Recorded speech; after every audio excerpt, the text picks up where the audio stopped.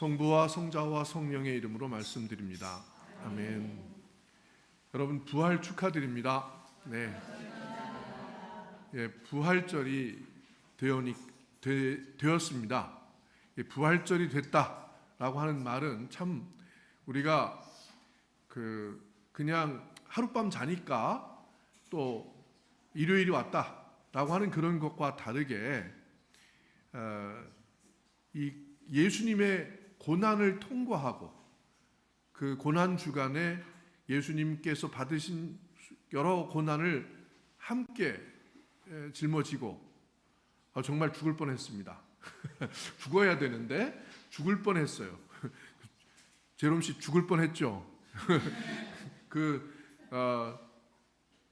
계속해서 이어지는 지난 주일 그리고 수요일, 목요일, 금요일, 토요일 그리고 오늘 이렇게 이어지는 동안 계속해서 새로운 형식의 그런 예배를 준비하고 또 예배를 함께 참여하고 그러면서 은혜도 받았지만 몸은 아주 죽어날 노릇이었습니다. 그래서 지금 제가 이 미사 시작하기 전에 저혈당 같은 게 와가지고 갑자기 핑 돌아서 막 진땀이 나고 막 그러다가 이제 좀 가라앉았습니다. 눈이 이제 보이기 시작합니다.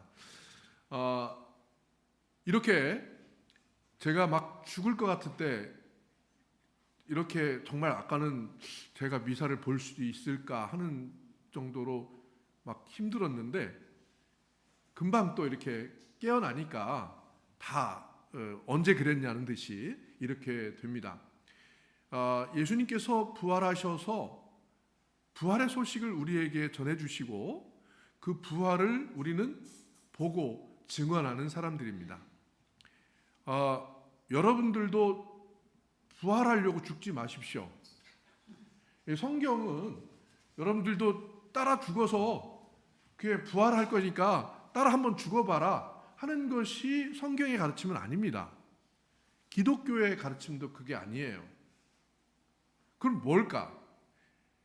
예수님은 먼저 우리 기독교의 옛날서부터 내려오는 가르침은 우리의 죄를 다 짊어지고 대신 죽으신 분이다 라고 하는 그 가르침이 내려왔습니다. 그러니까 예수님이 죽으면 된 거야. 우리가 굳이 죽을 필요가 없다 라고 하는 것이 그 교리에는 있어요. 이것이 유대교회의 희생제사의 교리이기도 하고 또 그것을 이제 이 기독교에 잘 접목시킨 분이 어거스틴이라고 하는 분인데 그분이 이렇게 잘 교리를 만들어서 그 이후로 기독교회는 예수님이 우리의 본래의 죄까지 다 짊어지고 죄를 졌으면 어떡합니까?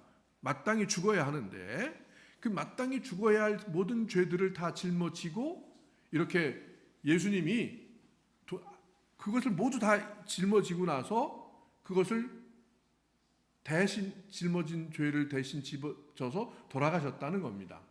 그 예수님의 십자가의 그 처참한 그 길을 그렇게 해석을 한 거죠. 그래서 우리가 굳이 우리의 죽음은 필요치 않다라고 하는 것입니다. 그러면 우리는 공짜냐? 이런 생각이 자연스럽게 들겠죠. 그렇죠? 공짜 바라는 사람들이 교회에 모이는 겁니다. 그러니까 공짜 바라고 근데 그게 공짜라 이렇게 이야기를 하니까 좀 값싸 보이고 좀 이상하죠. 그런데 진짜 그렇게 값싸게 만들었어요. 교회에 나오기만 하면 우리는 그저 예수님이 돌아가신 덕분으로 공짜로 우리는 살 수 있겠다. 우리는 은혜나 받자. 이런 생각을 많이들 하게 되는데 예수님이 돌아가신 그 길을 우리가 잊지 않아야 된다. 그리고 예수님이 부활을 우리에게 선포하셔 보여주셨어요. 나는 이렇게 살아났다. 이것으로 충분한 거예요. 근데 내가 살아났다라고 하는 것을 보여줄 때 그때 예수님께서 그렇게 말씀하십니다. 너희들도 이미 죽었다라고 선언하는 거예요. 예수님이 부활을 목격하고 만나면 우리도 따라 죽어야지 하고 그때부터 새로 우리가 막 새로 죽으려고 그런 게 아니라 예수님이 부활하신 다음에 우리에게는 너희들이 이미 죽었다. 너희들은 이미 죽고 새 신분이 되고 새 생명을 얻어서 나의 제자가 됐으니 이제 마음 놓고 새로운 삶을 살아라.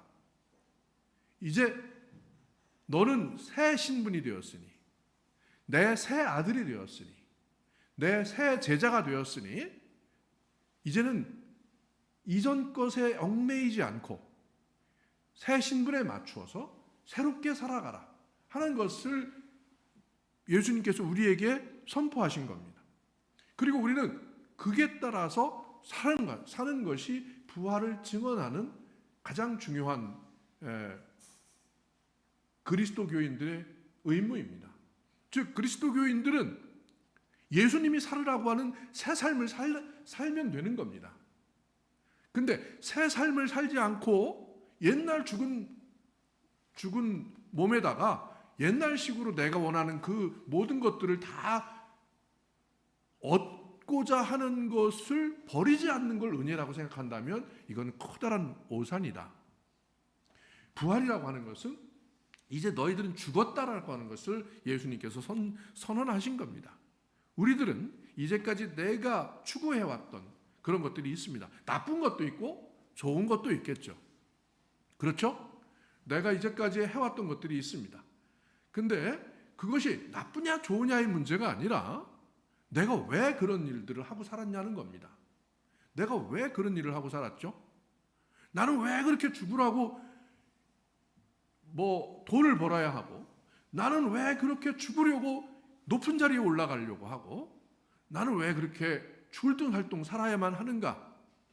라고 하는 것에 해답이 없이, 거기에 평화가 없이, 거기에 아무런 의미도 못 찾은 채로 그렇게 사는 삶은 죽었다.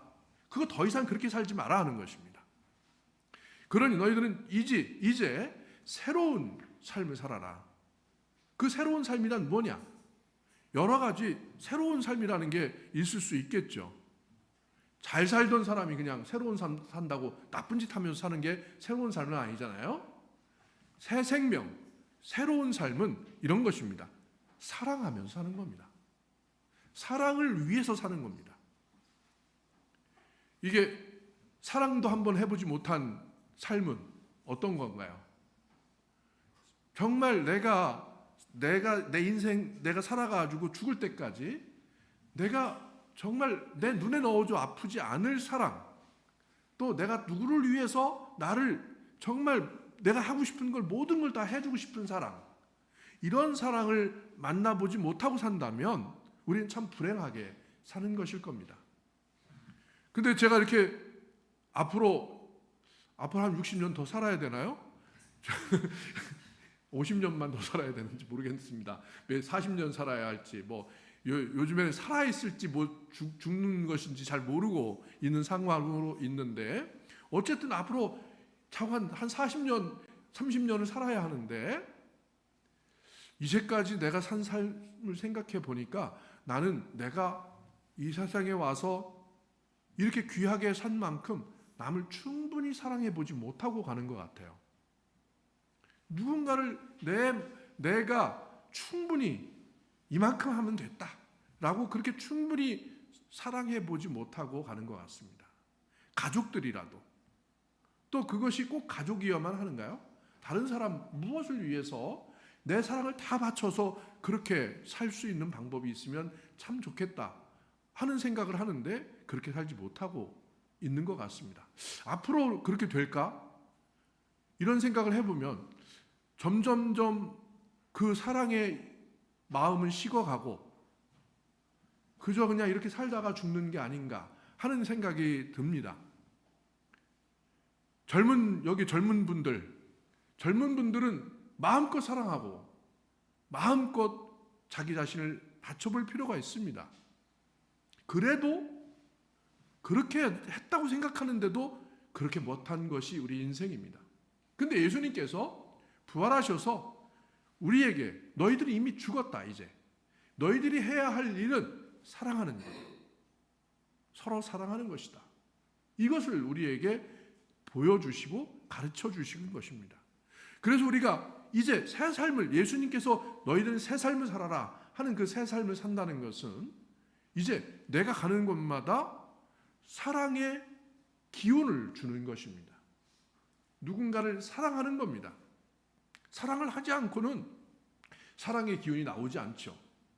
내 속에서 그 사랑이 다시 꿈틀대는 그 기적을 예수님께서 주시는 겁니다. 이제 그것처럼 우리 인생에서 그것처럼 좋은 것은 없을 것 같습니다. 내가 내 가족들을 위해서, 또 내가 누군가를 위해서 내 사랑을 더 불태워보고, 그리고 그것을 충분히 나누어 줄 수 있도록. 그런데 예수님께서 부활하셔서 우리에게 보여주신 그 사랑은 그냥 호로록 타고 마는 그런 것이 아닙니다. 우리가 해야 할 사랑은 그저 끊임없이 솟아나오는 샘처럼 그렇게 솟아나는 사랑입니다. 호락 타는 사랑이 아니라 샘물과 같은 사랑입니다. 예수님께서 그것을 우리에게 허락하셨어요. 그래서 우리는 이제는 새로운 삶을 살아가는 사람들입니다. 이 세상에서 내가 이제까지 살아갔던 세상이 아니라 새 세상을 살아가는 겁니다. 근데 참 이게 듣기 좋고 그렇게 살면 참 좋겠다는 생각이 들지만 참으로 어려워요. 폭삭 소가수다, 다시 제가 요즘에 많이 보는 폭삭 소가수다의 그 정말 가난하고 정말 한많은 삶으로 살다가 죽은 어느 해녀의 딸 오해순, 오해순이 정말 또리방또리방 하잖아요. 그런데 자기 삶을 결국은 제주도 바깥으로 못 가져 나가요. 그래서 열심히 살아서 자기 딸, 그 오해순의 딸 양금명이가 서울대까지 갑니다. 그 양금명이 서울대 가가지고 거기 가서 아무리 열심히 해도 서울대의 반값을 해결하는 것과 공부를 같이 하는 게 얼마나 힘든지, 부잣집에 태어나가지고 그런 데 와가지고 살아가는 애들의 운명과 자신의 운명이 얼마나 다른지 그것을 거기 가서 또 느낍니다. 그래서 그때 양금명이 한 말이 저는 잊혀지지가 않아요. 나는 개천에서 용났다는 소리가 제일 듣기 싫어. 개천에서 용남은 개천이 변하는 거야, 용이 변하는 거야. 이 소리를 합니다. 개천에서 용이 났으면 그 개천은 어떻게 되는 건데? 또 개천에서 난 용은 용들 사이에서 뭔데? 이런 끊임없이 문제에 부딪히게 되잖아요. 우리가 살아가야 할 삶도 마찬가지입니다. 왜 우리가 예수님이 시키는 대로 사랑하는 삶을 살고 싶은데 그렇게 못하느냐? 끊임없이 우리는 개천에서 용이 난 사람들입니다. 용이 된 사람들이에요.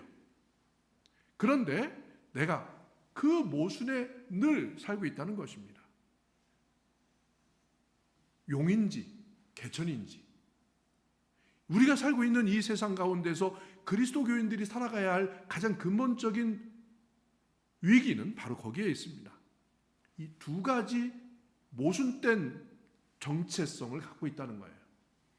하나는 이 땅에 죄악이 가득한 그 땅 가운데서 살아가야 할 내 자신이 그대로 있는데, 또 하나는 내가 본 세상은 하느님께서 우리에게 사랑과 평화를 허락하시고 아름답게 살아갈 수 있는 힘과 자격을 주셨다고 우리를 불러내신 그 하느님이 계십니다.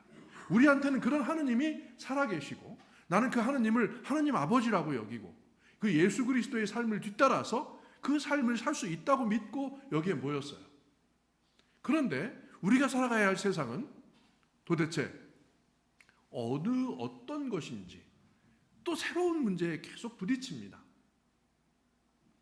그런데 우리는 그래서 부활하신 예수님께서 우리에게 나타나셔서 우리에게 원하시는 삶은 방향입니다. 다 자신 있게 살았다고 생각하지 마라. 너희들이 근데 바라봐야 할 것은 좀비들이 가득 차인, 아직 살아있으나 죽은 채로 살아가고 있는 너희 옛날의 모습들, 그런 사람들하고 엉켜 사는 좀비들 가운데서 좀비들처럼 살지 마라. 다만 좀비들에게 새 생명을 줄 수 있는 새로운 생명을 가진 사람답게 살아가라 라고 하는 것입니다. 이 용기와 이 마음만 가지고 산다면 우리는 그것으로 충분하다는 것입니다. 부활하신 예수님께서 우리에게 이 세상 가운데서 용기를 가지고 사랑을 전파할 것을 요구하십니다. 우리가 이 세상에 살면서 더 이상 이제까지 살던 방식으로 살지 않고 우리는 희망을 가지고 그 희망 가운데서 사랑과 평화를 누리면서 그것을 전파하는 사람이 되기를 바랍니다. 그리스도교인들이 가는 곳마다 그리스도의 향기가 전파돼서 사람들이 살아나고 사람들이 용기를 얻고 그리고 그들이 이제 새 삶을 살 수 있도록 다시 일어나는 힘을 주는 그런 일들이 점점 벌어지기를 바랍니다. 이제 봄바람이 불어와서 오늘 아침에 제가 보나의 집을 가서 산속에 들어가는데 벌써 5월 중순 같은 녹음이 확 우거져 있어요. 봄바람이 한 번 지나가면 한 번 지나가고 또 지나가고 봄비가 오면 저렇게 세상이 약동하기 시작합니다. 그런 것처럼 그리스도교인들이 가는 곳이면 어디나 새로운 꽃이 피고 그리스도교인들이 가는 곳이면 어디나 푸른 움이 돋아날 수 있는 그런 사랑의 힘을 전파할 수 있는 사랑의 메신저가 될 수 있기를 바랍니다. 성부와 성자와 성령의 이름으로 말씀드렸습니다. 아멘.